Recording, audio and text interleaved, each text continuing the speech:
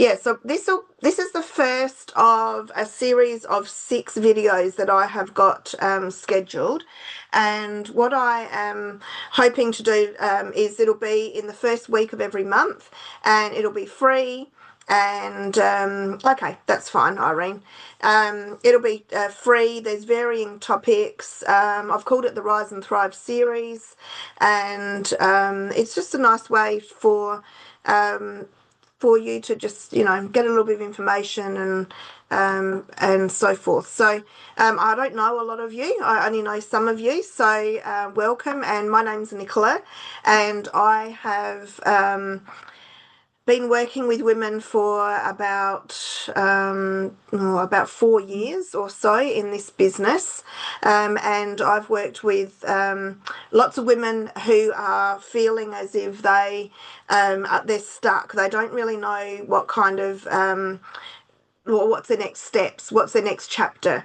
And often what I find with the women that I work with, they are in their 40s and 50s or thereabouts, and they have children who are just finishing school or have kind of like got to the stage where they don't need them anymore. So you don't need to be mum's taxi or anything like that anymore. And a lot of the women have found that they're connected to their kids' activities in terms of, and like the women that they meet, their friends are the sports mums and that kind of thing. And yet at the end of the day, when the kids get their licenses or they drop off from sport, because it does happen sometimes in the teenage years, that they find that they don't they're kind of lonely, and they lose contact with those friends that they have. So, and it can be a lonely time. And our bodies are going through a lot of different stages,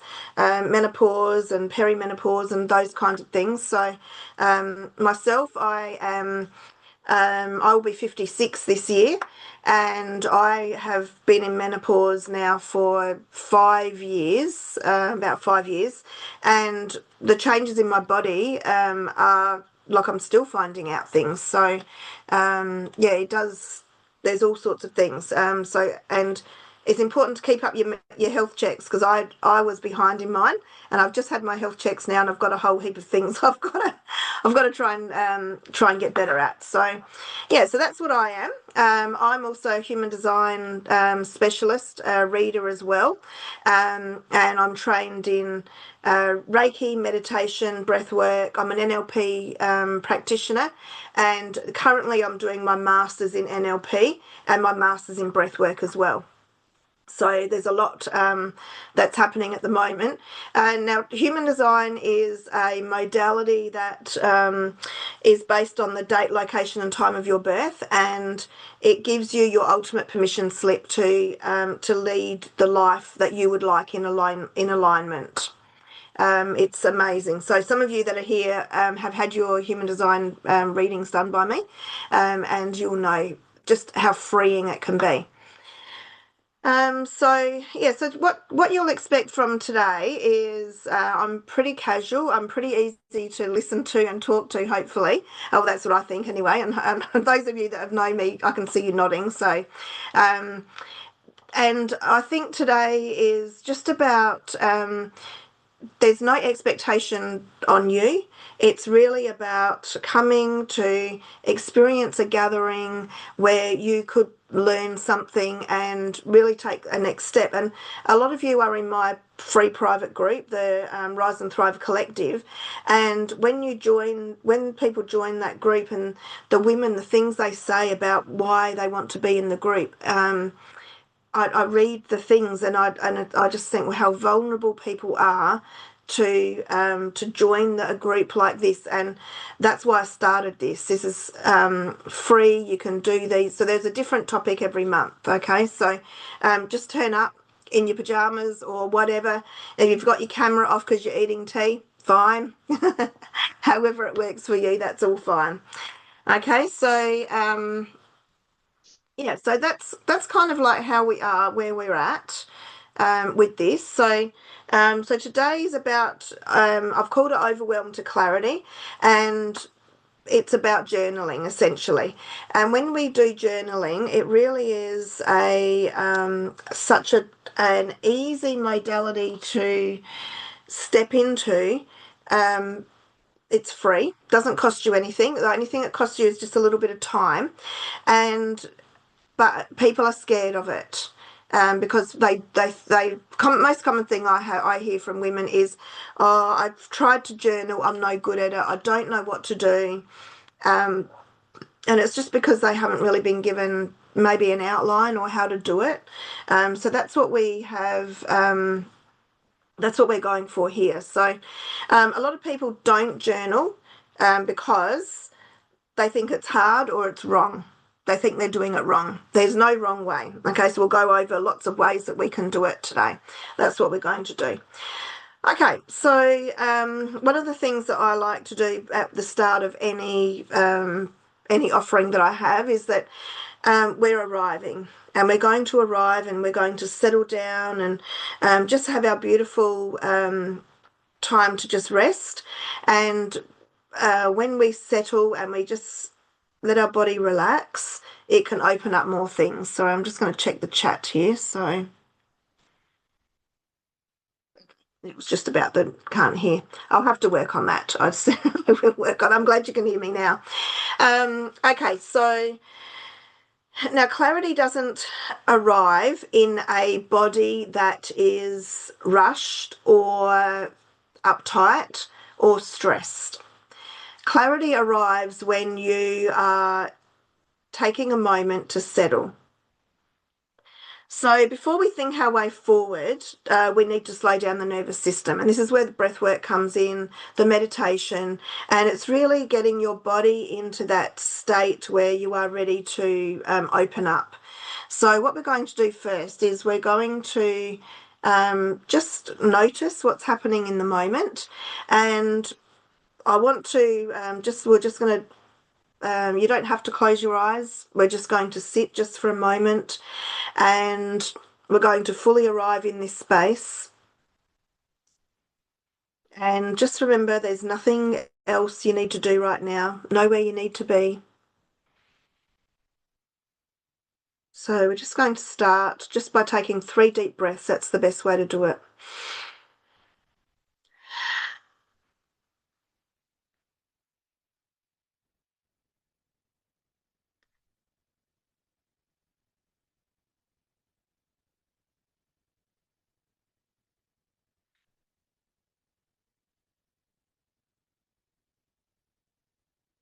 And you might just notice just by doing that how much more settled your body feels, how it feels a bit more peaceful. And if it feels comfortable, you can put one hand on your heart, okay, and one on your belly, and soften your gaze, and just slowly start breathing through your nose. And exhale again, we're just breathing. And when we do this breathing, we can make it like a cycle, a constant in and out, in and out. It's just simple way that we can get a little bit of breath work going. Now I want you to imagine that your feet are connecting to the ground beneath you. They're steady, supported, held. And each time you breathe out,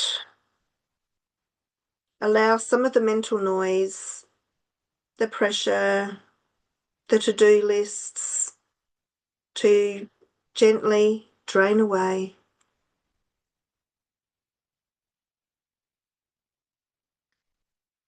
You don't need to solve anything right now. You don't need to have clarity yet. Just notice your body settling in. Take one more slow breath in and let it go.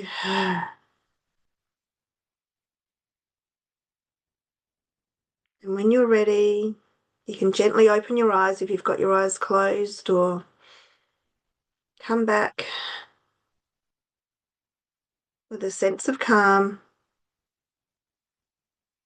And that's how easy it is. It's just a moment. I don't know how long that took, but probably a couple of minutes just to just relax and get in. And when you're breathing, you may you may just want a gentle sigh.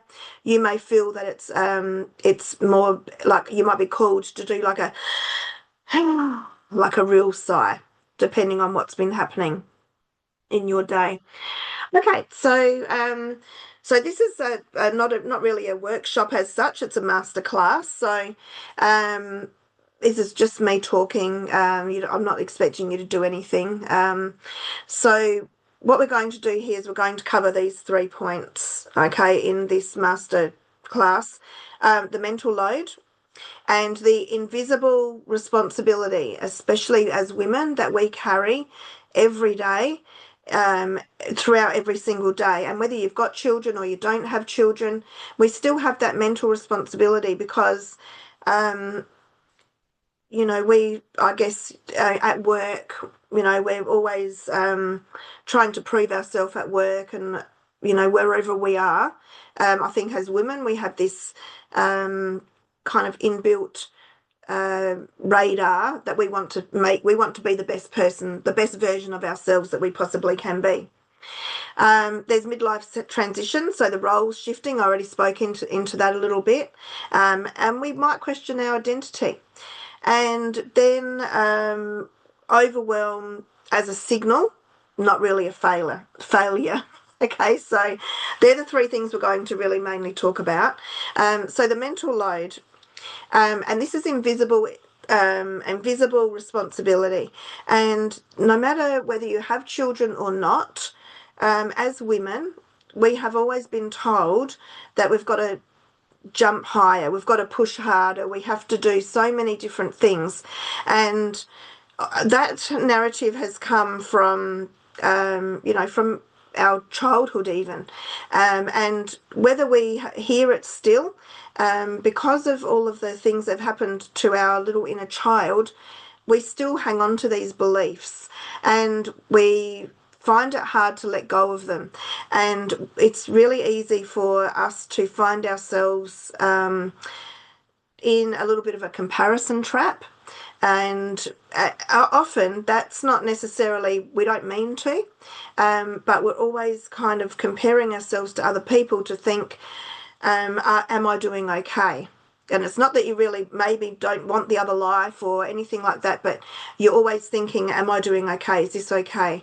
And it's very easy, especially nowadays with social media.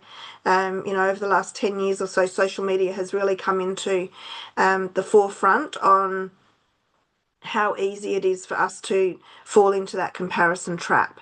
And it doesn't necessarily mean it's a failure, but it's just something that you could be more aware of if you know that this is happening, and catch yourself in the act. And one of the things that I tend to do when I have a time when I catch myself in the act is I will say to myself, oh, thanks for that. And then I'll give myself a little tap on the head at the back and I'll say, thank you. And I'll reframe whatever the situation is, because that is a really good way to stop the thinking of what you were thinking, whatever it might have been. Do something different, because then it interrupts your thought process and you make a little reframe. So one of the things that I talk about a lot about with my work is part of this mental load, and we take on so much, but we keep going. At the same time, we feel exhausted, but we still keep going. And it's like the little duck swimming along and the feet are underneath going like this, but we're just, casually trying to do the best we can. And I like to call that functional burnout. So it's not really necessarily that it's it is burnout, but you're still functioning. So no one else can really actually see it. You're still going along. You're still doing everything you need to go do. You're still showing up at work. You're still doing the washing, the dishes, cooking tea. You know, all of those kinds of things are still happening. So your functions are still going on, but you actually really are burnt out because it's like you're on autopilot. So this is a good way for you to, I guess, stop that and make a little bit of a shift. Okay. So the midlife transitions. Now we spoke about that a little bit, and you know we don't know what's going to happen.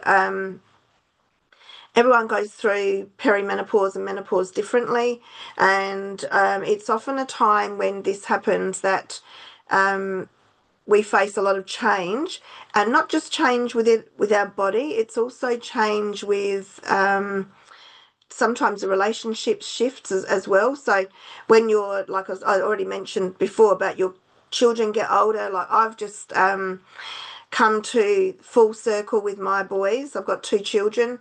One's 22, the other one is 18. He turned 18 at the end of August, and he's just finished year 12. So for me, I now consider myself like I'm not needed, I guess you could say. I'm not needed. And, one of the biggest wake up calls I had this year was when they had the year 12 prom. I said to him, like, okay, what's happening? Do you need a ride? Do you what? I just was asking what was happening. And he goes, oh, no, it's okay. Everything's all planned. I'm driving in and someone else was driving in. And because they're on their Ps, they can't be on the road after midnight, obviously. And they'd factored all this in. And I was like, oh, okay, well, and that was like the real watershed moment for me, like in the reality of it all, that I felt as if I was obsolete, as if I wasn't needed anymore. So, absolutely does need me because now he's decided today he needs my help in planning out a health strategy for himself because he wants to get ripped. so, so, I am needed, but different ways. And because like for many of us, we've always been the mum's taxi. That was our like number one job, but now I don't need that anymore. He drives, he's got a car, and so now I can help him plan a health plan and a workout plan. You want to get ripped too, do you? Well, let me tell you, once you once you start perimenopause, oh, it's so hard to lose that weight. I've been trying. It's harder. So so that's kind of like what we're getting at here with the midlife transitions and your identity shifts, and it can happen so slowly over time.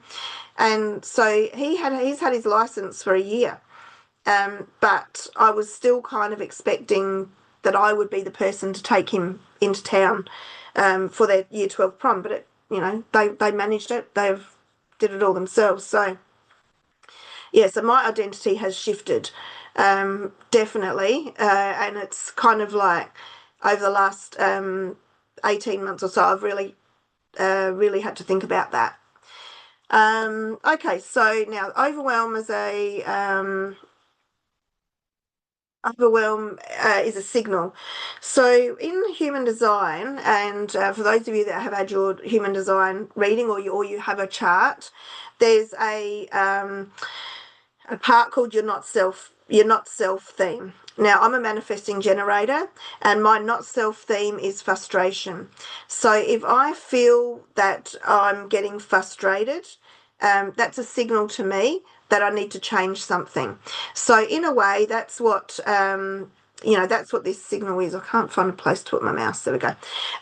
So that's what this is. It's not necessarily that it's a failure. It's you recognizing that there's a signal for something, and somewhere along the line, that signal could be, it could be like what's happened to me this year with my my youngest one, and some of you have got younger children, but it could be the time when your one of your children start high school and they want to walk to school all of a sudden instead of being dropped off, or something like that. It just kind of creeps in slowly, really slowly. So, and it doesn't mean that you're failing. It just means that there is change, and there's one constant thing in life that will happen every single day, and that is change.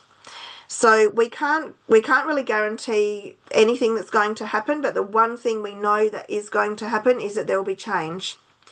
And it's how we respond to that change that is the key. And and this is where I know some of you that are in the group have messaged me about being responsive, not reactive. And we really want to be responsive about things that are happening, especially with our kids.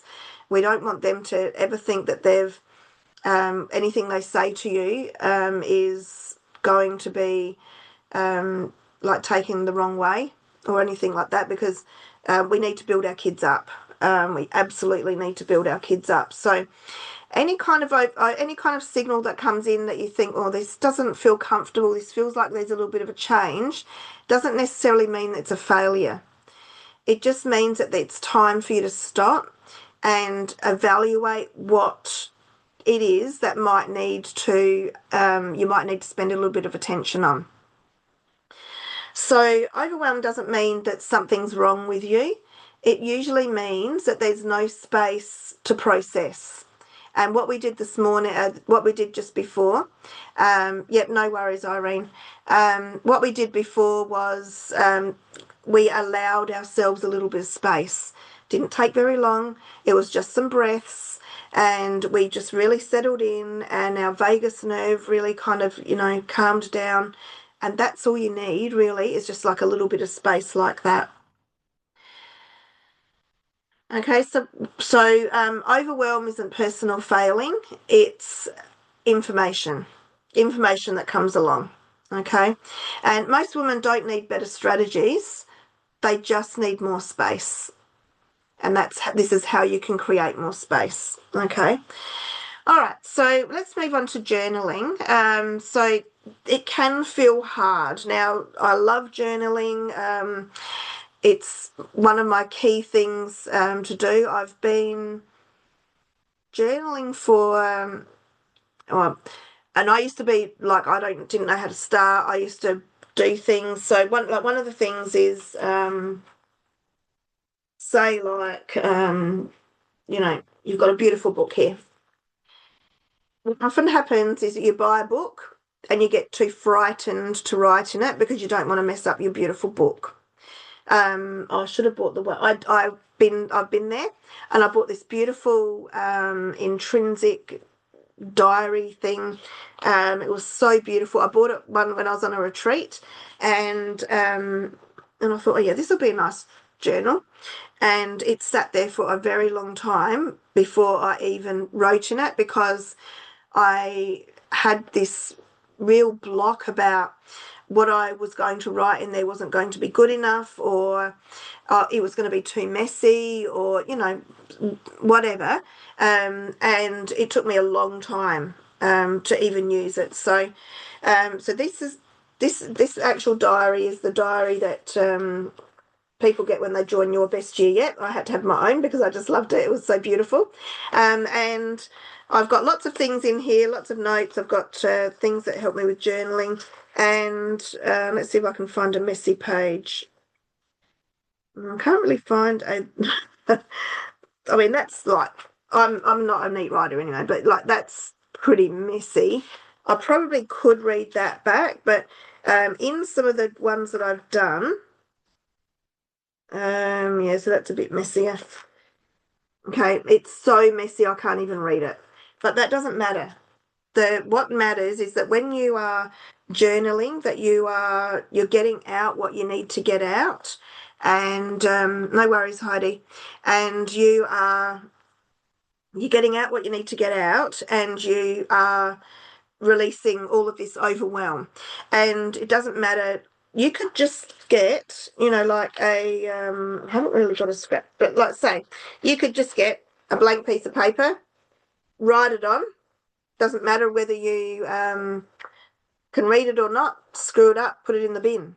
The main thing about journaling is that you're getting it all out, and when it comes, you get into this kind of like state, and it'll just come. You'll remember. You'll remember what it is that you have said at the time. So these are some of the things that why people avoid it, because they don't want to ruin a good journal. They think it's too hard to start. Those kinds of things. So I've just realised I didn't bring any affirmation cards here, any oracle cards. That's okay. So that's how you can do it. Or people say, I don't know how to start. So I wonder if, so I have this beautiful, I've had this for a long time. This is like a little cover that I have on some of my journals. Like this is a journal. Actually, there's probably messy writing in here. So yeah, see. Now, if I was ever worried about ruining a book, that page did it for me. That was actually, yeah. So, yeah. So you can have like something like this. I just have this little cover every time it like it slips in and out. Oops, there goes all my notes. So that's how easy it can be. It can be something like that. I was looking for a day when I don't know whether I can actually find it, but one of the easiest ways to start is that I just write today's date. So today is the 8th of January, 2026, and I am feeling, and then write. Okay, that's the easiest way to start. Very, very easy. You can start that way. So this is one of the reasons why, the main reasons why people don't journal is they don't know how to do it. So it can just be really simple like that. You could, now if you have the Thrive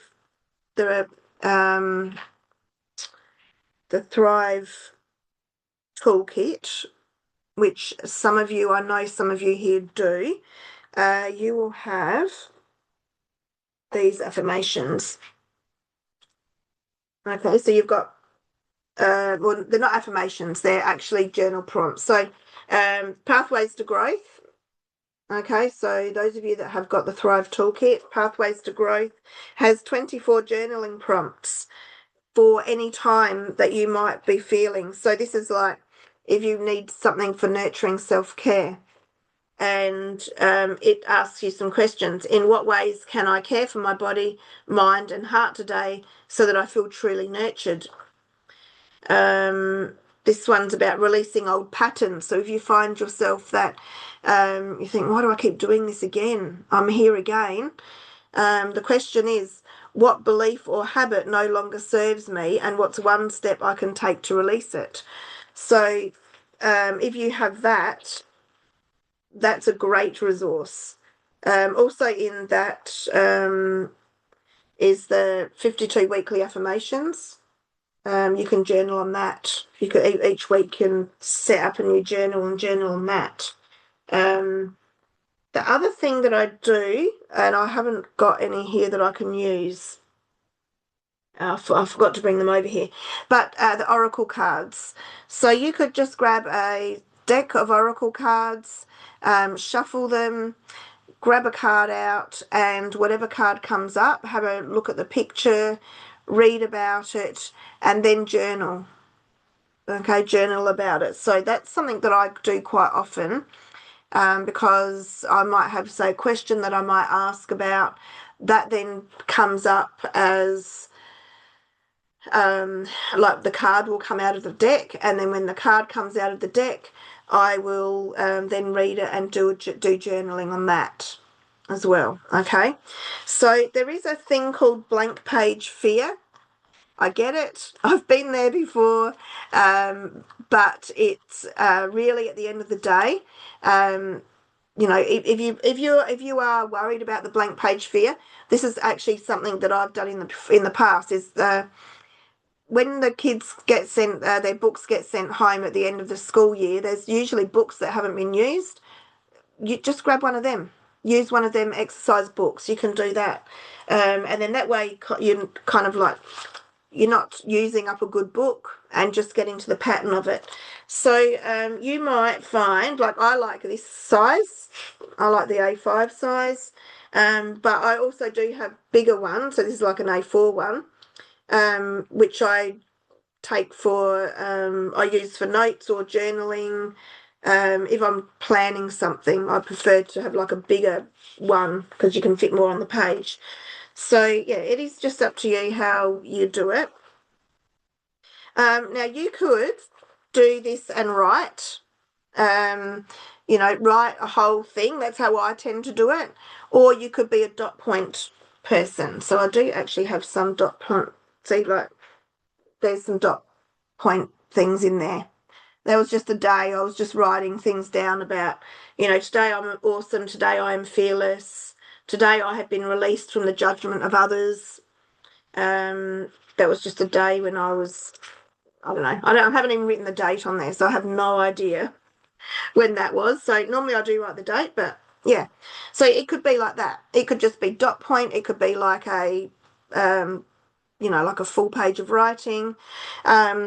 You could do gratitude. So you could do like 3 points, like 3 things that you're grateful for. So in the morning, 3 things that I'm grateful for this morning. Or if you do it in the afternoon, 3 things I'm grateful that happened today, you know, something like that. So it makes it, there are ways that the best way to do it is start. Just start and don't worry about it because no one else is going to read this. No one else is going to see it. And sometimes, you know, if you do want to go back and read it, and you can read it, sometimes I do revisit my old journals and I think, oh yeah, that's right. And it will set me on a new page. Okay, so, and you don't need to read it. You could just put music on, go, you know, you don't have to reread it back. Yeah, it's a good way. Okay, so journaling isn't about writing well, it's about unloading the mind. So this is where the overwhelm parts come into it. So I've got a 3-step process that I'll introduce to you. When you get your replay email, I'll put a 1-page sheet in there which I've created with this in there, so you can have it to refer back to. So I just call this literally the 3-page process. There's no fancy name for it, and it uses a really simple process. There's 3 steps. Dump. So you could literally have 3 pages, or you could divide the page in 3. It's up to you. So the dump page is where you are dumping out everything. So say if you have had something happen and you really want to get clarity on what's happened, so you just write down everything, whether it's fact or a story that you're telling yourself, it doesn't really matter. Just write down everything on this piece of paper.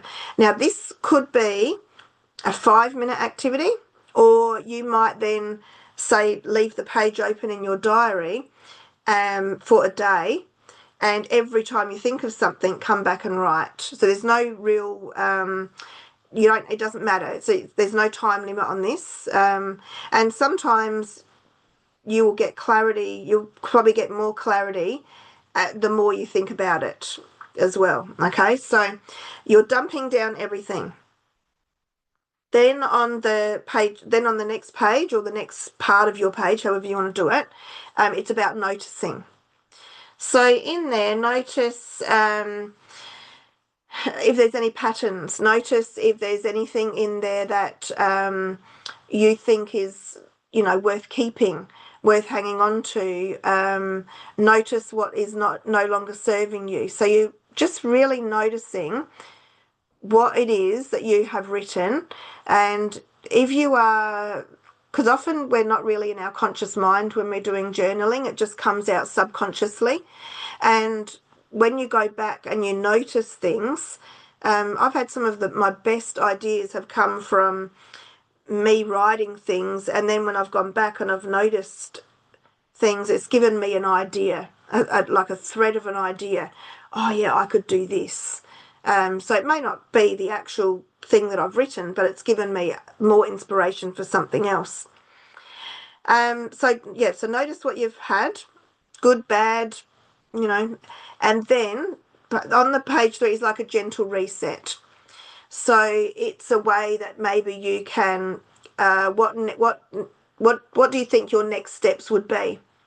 So what is the way forward? What is the way that you could approach the situation? And you will get a lot more clarity on your next steps, and this helps you to be responsive rather than reactive. So what I mean by responsive and reactive is that if you are reactive, this is the easiest thing I can think of because we've all done it.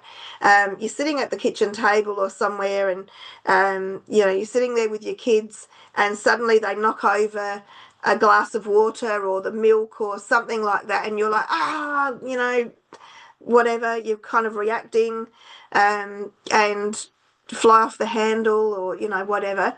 But when you're responding, you give your nervous you give your time give your nervous system time to settle by maybe taking a breath, and then you speak. Okay, so and when you speak, you'd be a different person. Oh, it's okay, honey, it's all right, don't worry, we can clean it up. There's totally different message that our children are going to get, whether we're reactive or responsive. And it's hard to be a parent and be responsive all the time. I've raised 2 kids and I've got 2 step boys as well. It can be hard. No one's perfect, but this is what I know, this is what we're aiming for. So the gentle reset page is a page where you can get your next steps, work out the plan, and try and work out from there, how you might go about doing things. So this is a permission-based process because you're giving your unconscious mind permission to unload. Okay, so this is where the overwhelm comes. You settle down, breathe, and then you're just going to write, and your unconscious mind will just unload, and you're giving it permission to do that. Okay, so you might do these pages all in one sitting, depending on the problem, or you might do 1 page over 3 days. There's no time limit. It's not. This is just a guide. There's no rules to it because everyone will tell you something different about journaling. And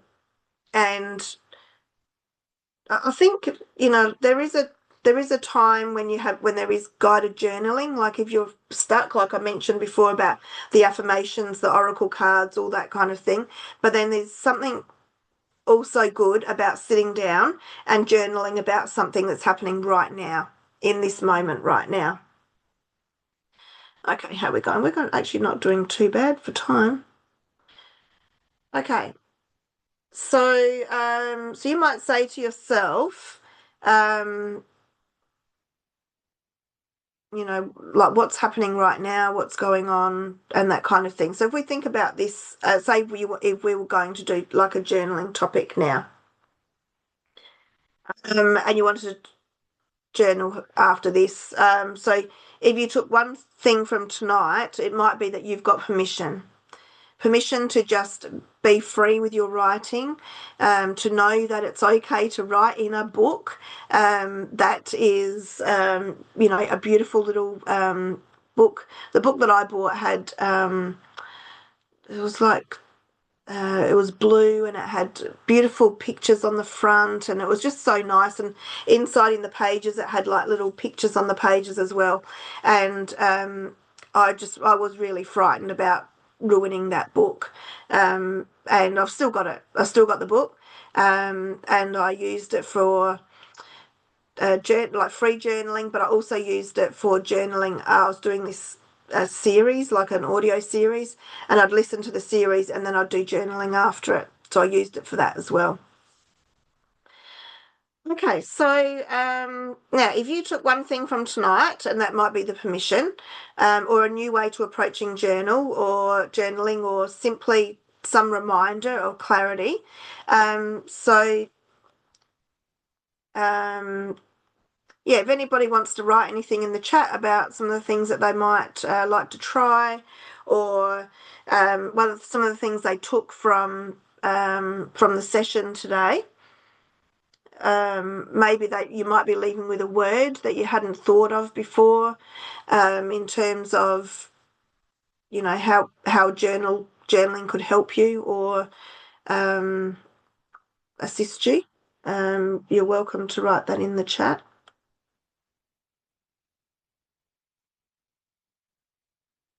Let's have a drink.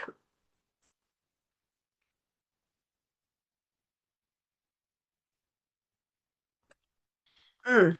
Yeah, so Megan, when you get your replay email, I've got a little one-pager thing that you can print out or save it to your phone, to just give you that process to use as a guide, because I think when you're starting journaling, that it's easy to have the framework. It's like everything. It's like everything that's new if we haven't done it before. It's easy to have a template or something like that to go with. And so that's why I thought this 3-page process is a great process. There's plenty of other things that you can do, but this will be easy, I think, to encourage people to do this. And often, especially this time of the year, I've seen, I'm a teacher, and in the teaching Facebook groups, and that I've seen a lot of people who are questioning whether they are in the right career for them, whether this is, whether even teaching the right subjects, these kinds of things. These are the kinds of questions that you can ask yourself and journal about. And if you didn't do this process, you still might come to it, the answer to it, but you can really, really get rid of the overwhelm of it. Okay, so yeah, it just takes the guesswork out of it, having that little template there. So what it does is it doesn't give you the big answer, but it gives you the next step. And one of the things about being on this journey that we've got, and we all want to be a better version of ourselves every single day. And when you take a step, it increases the well, how now can I say that? When you take a step, it stretches the boundaries of your comfort zone. And then you take another step, it stretches it again. And we've all been in situations where we've thought, feels a bit hard, and I don't really want to do that. And then you do it, and then you think, wow, that was so good, and it was so amazing. And then when someone asks you again, oh, hey, can you do this again? Then you don't have that same amount of fear that comes up, because you're used to it. Your body's used to it. Your body's already said yes to it once before, so it's easy to do it again. So that's the same with like a life decision, or even if it is a like just a small thing that you're trying to work through. So Nikki says, I love the third step, the reflection and reset. You've been journaling, but I guess I do the dump. Yeah, that's true. And what happens is when you do journal, you do the dump. You do remember, because you will remember things, but it's really good then to actually go back and just kind of, especially if you've got questions, especially if you're feeling overwhelmed, and you're doing it for a reason, then you can just go along with it. If you've pulled an oracle card and the card comes out and you're just journaling about the oracle card, you might not necessarily go through every single step because it's something you haven't thought of before. But then while you're journaling, maybe something might come up. Okay, so yeah, it is all about just trial and error, really. So, okay, I've just got my notes here on the side, so making sure I haven't forgotten anything.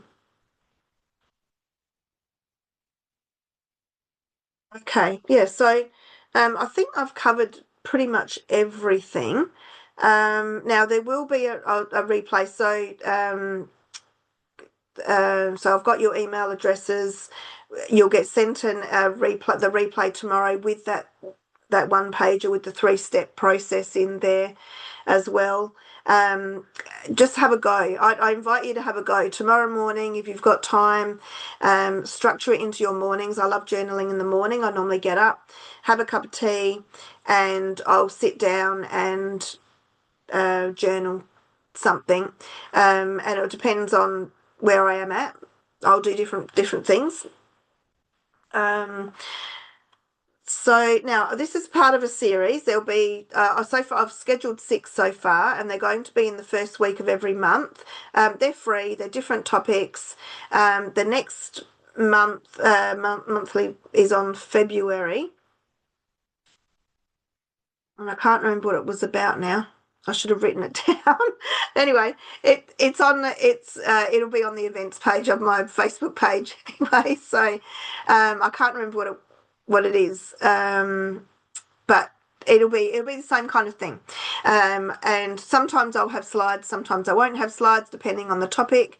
This isn't really a visual topic, so I just went with me. And so just what I invite you to do for this week is to try and create some routine where journaling can fit in. And it doesn't need to be a long time, just needs to be 15 minutes it can be. And like I said, I normally get up early in the morning, grab my cup of tea, and I just sit down normally on the couch with a blanket and grab out my journal.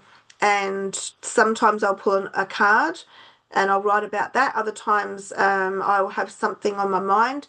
If you have a dream, even if you have a dream and you think to yourself, well, that was an odd dream, journal about that. Try and think about the aspects of the dream, what it was about. So recently I had a dream. I don't dream very often, but this one was very weird. It was it was like at a casino, um, but I don't know, it was like a casual casino because no one was really like it didn't seem to be any dress code there. And then my other half had his wallet and his phone, and then he had to go somewhere and he left his wallet and phone with me in my handbag. But then the wallet slipped down the back of a chair, and I had to find that. And then then my handbag went missing, and it was just all these like really weird things. And then the weirdest thing was I was wearing these denim skimpy shorts with diamonds all over them, you know. So I did actually do some journaling on that dream because to me I was like, that's really weird. So it could be something like that. What do the shorts mean to me? What did the wallet mean? What did the phone mean? It could be. You never know. You never know. So, and what I got from when I did my journaling was it was about, because this I think happened just before Christmas.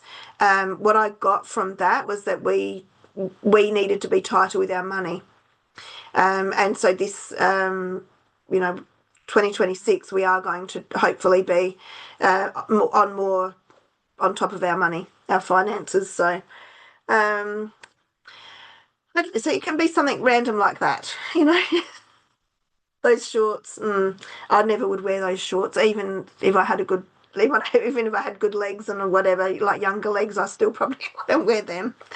Um, all right, let me have a look here. So, okay, yeah, so that's I've covered everything that I wanted to cover. So just remember, you don't need to change your life for everything for this week. It is a slow process. Evolve, and let's see what happens. And when you create a little bit of space for yourself, you'll be surprised how much can shift, how much clarity that you can get. And I know we're busy, but we can carve out a little bit of time for ourselves. And I've got this little picture here, but I dare not pick it up, because I think if I pick it up, it will upset my computer here. But it's a saying that I have here to remind me that 14.4 minutes per day is 1% of your day. So 15 minutes is really only 1% of your day. And I know myself, I catch myself wasting time scrolling on social media or doing other random things when really I could actually be spending that time on myself. So that's how easy it is to find time for yourself. So if you are not already in my private group, I do have a free group. I'll put a link to that in the email as well. I think most of you probably are, but it is free. There's a lot of information in there about just living your best life. That's what I try and do in there. Now, I also have some events coming up as well in the group. There's the events page, but I have on the 17th of January a planning day, the Rise planning day. It's 4 hours. It will really set yourself up for the best 2026 that you can imagine. It's part of the Your Best Year Yet program, but you don't have to be in Your Best Year Yet to get the benefits of it. It's open to anybody. So in January, in Your Best Year Yet, we set ourselves up for the best year, and I'm inviting everybody to do that, because I really want everybody to be able to have the steps to take the next step, to make sure that they don't have a repeat of last year and that they've always got on their way forward. Okay, so so that's where I'm coming from. I also have another little program called Edge, and it is like a real edge. It's the edge that you need to take the next step. So that's information about that is in the group as well. So that's it. So thank you, everybody. If you have any other questions, you can quickly drop them in the chat. I have enjoyed this, and yeah, and I hope that you've all got something from it. It was lovely to see so many different names on here as well. So you'll get the follow-up email tomorrow, and it'll be a YouTube clip. I'll download this to YouTube because Zoom clips expire after a certain amount of time, and the YouTube clip won't. Okay, so that's in there. So, all right, no worries, Nikki. Thank you. And thank you, Nicole. Thanks, Kari. No worries. Okay, thank you, everybody. Bye-bye.